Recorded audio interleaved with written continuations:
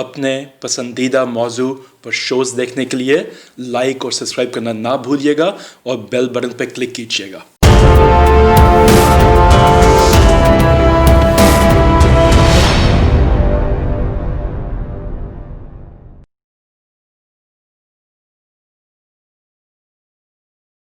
अस्सलाम वालेकुम नाज़रीन, आप देख रहे हैं हक़ाइक़ टीवी और मैं हूं आपकी होस्ट हमायरा सुल्तान।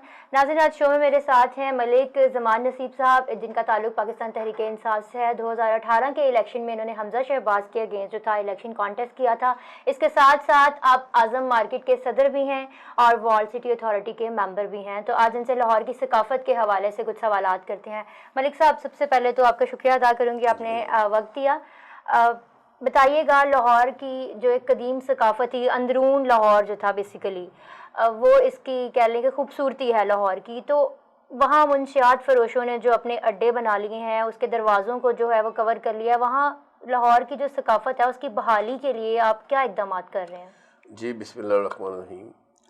इसमें कोई शक नहीं, जो आपने बात की है मंशियात फ़रोशों के हवाले से का, ये खाली ना सिर्फ इन्होंने अंदरून शहर में किया बल्कि पूरे लाहौर में इनके पंजे बल्कि जमा दिए गए हैं। और इसके लिए अभी तक जो हमारी पॉलिसी आई है वो बड़े स्ट्रेट फॉरवर्ड ही है। सीसी पर साहब ने बड़ा सख्ती से इसके ख़िलाफ़ एक्शन भी लिया हुआ है।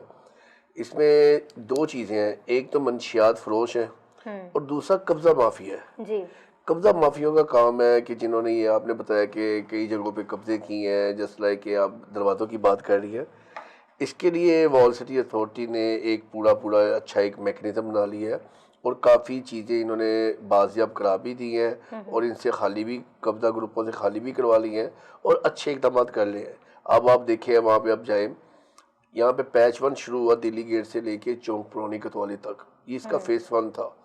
उसके बाद इन्होंने फ़ेज़ 2 शुरू किया, जो आज़म मार्केट से गुजरता हुआ वो बिल्कुल सीधा जाएगा शाही गुजरगाह की तरफ, शाही किले की तरफ।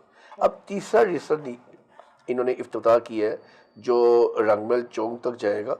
ये हम लोग वहाँ पे, यहाँ पे वॉल सिटी की अथॉरिटी और डीजी साहब, उनके पूरा अमला मिलके पाकिस्तान की सकाफत में बड़ा मेन ब्रिज का किरदार अदा कर रहे हैं। वहाँ पे लोगों की पहुँच बड़े आराम से शुरू हो चुकी है। वहाँ पे सकाफत के हवाले से एक अलहदा टीमें तश्कील दे दी गई हैं, गाइड अलहदा टूरिज़म के लिए होते हैं। वहाँ पे आपको पता है शाही हमाम पहले शुरू होता है, उसके बाद फिर मस्जिद वज़ीर खां आती है, उसके बाद फिर हवेली ध्यान सिंह आती है, उसके बाद फिर जाके इनको लेके जाया जाता है वहाँ पे शाही किले का विजिट करवाने के लिए। उसके साथ साथ आप देखें यहाँ पे कितनी हिस्टोरिकल बिल्डिंग्स हैं। अब यहाँ पे आगे सुनहरी मस्जिद आ गई, उसकी बड़ी खूबसूरती से वहाँ पे रेनोवेशन हो रही है। इसके अलावा आप बेगम शाहिद मस्जिद की तरफ देखें, उसको पूरा गवर्नमेंट ऑफ पंजाब की तरफ से 3 अरब से ज़ायद का फंड मिल गया है। उसको बिल्कुल जो कब्ज़ा ग्रुप है उनसे खाली करवाने के लिए, उनकी बाजियाबी के लिए, उसके एक खूबसूरती के लिए, ताकि यहाँ पे आवाम आए, दुनिया की यहाँ पे लोग आए, टूरिज़्म को प्रमोट किया जाए और यहाँ पे एक अच्छे तरीके से हम लोगों को फैसिलिटेट करें। इसके अलावा बेतहाशा मामलात हैं यहाँ पे, अलग-अलग छोटे हर यूनियन काउंसिल लेवल के ऊपर अंदरून शहर में ये जो सी पुरानी जो इमारतें हैं उनको बड़ा खूबसूरत तरीके से बड़ा प्रमोट किया जा रहा है, जिसमें आ जाता है फ़कीर खाना म्यूज़ियम आ जाता है। इसके अलावा हवेली अपना ध्यान सिंह की है, इसके अलावा और मियाँ खान की हवेली आ जाती है। इन सब चीज़ों को बड़ा खूबसूरती से ना यहाँ पे वॉल सिटी अथॉरिटीज़ को अच्छे तरीके से टूरिज्म में लेके आ रही है। ठीक है, तो ये जो अभी तक जो कब्ज़ा माफिया का इतना होल्ड है अंदरून में, उसको आप किस तरह से, आपको क्या लगता है कि कब तक जो है वो उसको टोटली आप लोग जो है वो कर लेंगे, उनसे आज़ाद करवा लिया जाएगा कब्ज़ा माफिया से? देखिए, मैं एक चीज़ आपको बताऊं, कब्ज़ा माफिया की तो एक बात बड़ी दूर की है। यहाँ पे ये वॉल सिटी अथॉरिटी का जो जेन्युइन अथॉरिटी बनी है वो बनी है 2016 में जी। अब यहाँ पे इससे पहले क्या मामला थे, क्या नहीं थे, वो सबको पता है। मैं उसकी डिटेल में नहीं जाऊँगा। यहाँ पे मोस्टली अंदरून शहर तकरीबन 70% कमर्शियल है। जी। इसमें एशिया की सबसे बड़ी मार्केटें हैं, जिसमें आज़म क्लास मार्केट है, शाह आलम मार्केट है, अकबरी मंडी है, मोची गेट है, पाकिस्तान क्लास मार्केट है, मस्ती अशूम मार्केट है। ये बड़ी मार्केटें हैं पाकिस्तान की। पंजाब का बिजनेस हब है। यहाँ पे आपको पता है कि यहाँ पे कमर्शलाइज तकरीबन 70% दुकानें हैं और اس میں بڑی حد تک کنٹرول پا لیا گیا ہوا ہے. لیکن اگر یہ کہیں کہ قبضہ گروپوں سے خالی کروا لیا جائے, وہ تو اب کئی ہاتھوں میں رجسٹری ہو گئی ہوئی ہیں. آپ دیکھیں لاسٹ ٹائم آج سے 2 سال پہلے آپریشن ہوا تھا شاہ عالم مارکیٹ میں باقر علی رضوی صاحب کی ہدایت کے اوپر. اس کے بعد وہ ان کے ریٹائرمنٹ ہونے کی ڈیٹ تھی, اس کے بعد پھر دیکھ رہے ہیں وہاں پہ پھر برمان پڑ گیا ہوا ہے ناجائز تجاوزات کا. یہ تو ایک ایسا ہی ہے کہ آرڈر آتا ہے پھر کام ہو جاتا ہے, اس کے بعد پھر ایک دم قبضہ کو آ کے اپنی اپنی دکانوں پہ قبضے جما لیتے ہیں. یہ اس میں اتنی ڈیٹیل میں نہیں. ہاں جو سی ہسٹوریکل چیزیں ہیں اس کے اوپر تو یہ ضرور ہے کہ اتھارٹی نے بڑا اچھے طریقے سے سیٹ اپ بنایا ہوا ہے اپنا, اور وہاں پہ میں سمجھتا ہوں کہ کافی چیزیں انہوں نے اپنے کنٹرول میں کر لی. ٹھیک ہے ملک صاحب, آپ سے اب کچھ سیاسی سوالات بھی کر لیتے ہیں کیونکہ آپ کا تعلق تحریک انصاف سے ہے. تو آج کل جو پی ایم ایل این کی سینئر قیادت پر بغاوت کے پرچے ہو رہے ہیں, پی ٹی آئی کا کلیم ہے کہ یہ پرچے ہماری جانب سے نہیں کروائے گئے, لیکن جو میڈیا پر آج کل ایک وویلا مچا ہوا ہے کہ یہ پی ٹی آئی گورنمنٹ کی جانب سے ہی کروائے گئے ہیں. آپ اس کو کس طرح دیکھتے ہیں؟ دیکھیے ایک بات تو بڑی کلیئر ہے, یہ بغاوت کے پرچے جو ان سے ہیں, میں سمجھتا ہوں کہ جو جمہوری پارٹی ہوتی ہے وہ اس قسم کی نہ کوئی حرکتیں کرتی ہے, نہ کوئی ایسی ویسی بات کرنی چاہیے. یہ مجھے نہیں پتا کہ یہ کیوں اس طرح کی بات ہو رہی ہے. میں یہ ضرور آپ کو بتا سکتا ہوں کہ پاکستان تحریک انصاف کا اس معاملے میں کوئی دور دور تک تعلق واسطہ نہیں ہے. ہاں ایک بندہ ہے, میں گزر رہا ہوں راستے میں سے, مجھے کیا بتاؤ, ایک بندہ مجھے کہ جی آپ میرے ساتھ سیلفی اتار لیں, میرے سے ایک پکچر اتار لیں. میرا تو کام بنتا ہے یار میں اس کو ناراض نہ کروں, آ جا یار میرے سے تصویر اتار.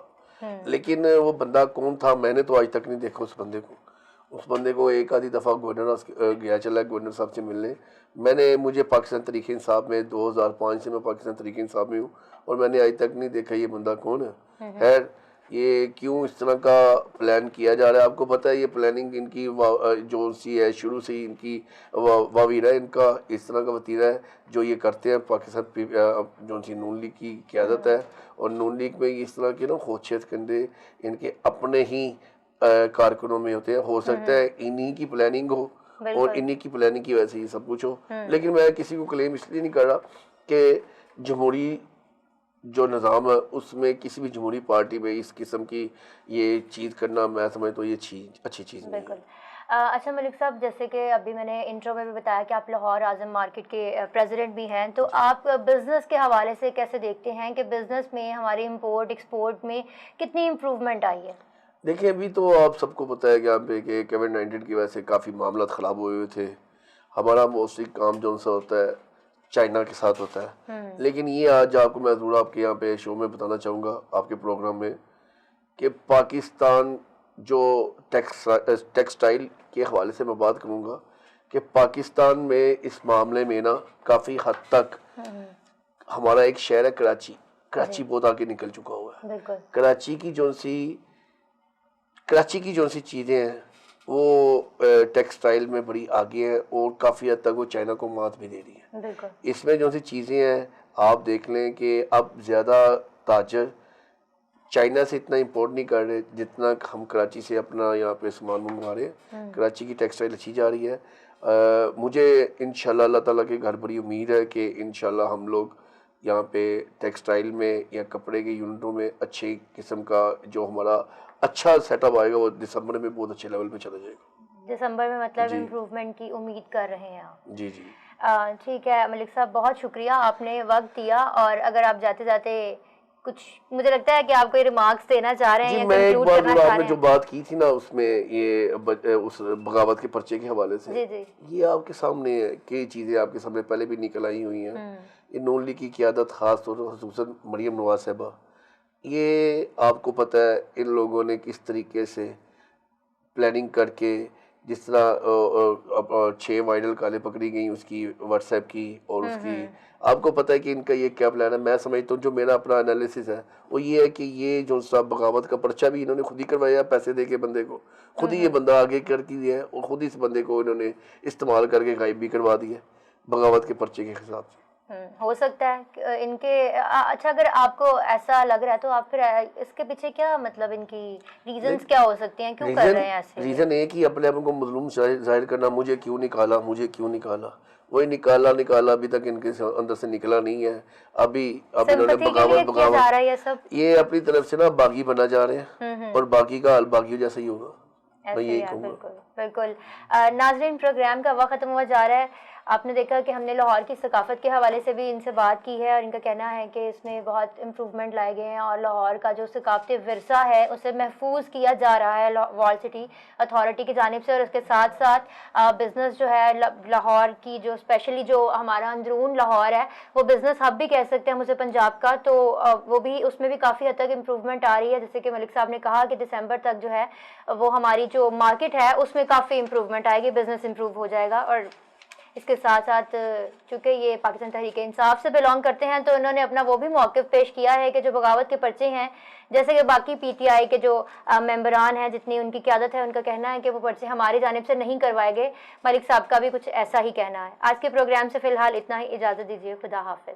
اپنے پسندیدہ موضوع پر شوز دیکھنے کے لیے لائک اور سبسکرائب کرنا نہ بھولیے گا اور بیل بٹن پہ کلک کیجیے گا.